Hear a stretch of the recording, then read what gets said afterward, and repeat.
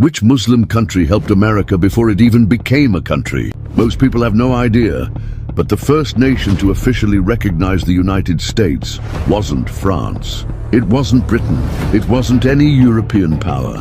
It was Morocco, yes, a Muslim country, a North African kingdom that made history by seeing America when no one else would. Let's go back to the year 1777. The American colonies were deep in the Revolutionary War, fighting against the British Empire with no guarantee of survival.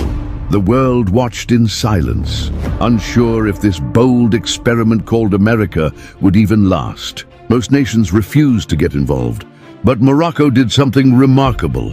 Sultan Mohammed III made a bold and unexpected move.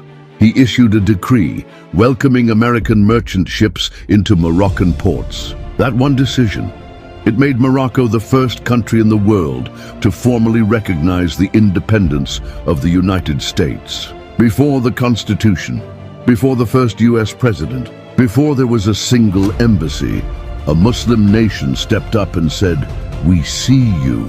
And this wasn't just symbolic. By 1786, the alliance was formalized in writing. The Treaty of Peace and Friendship was signed by two key American figures, Thomas Jefferson and John Adams, on behalf of a young, uncertain America. This treaty wasn't just the start of diplomacy. It's now the oldest active treaty in American history. Over 240 years later, it still stands. But here's the part that no one tells you.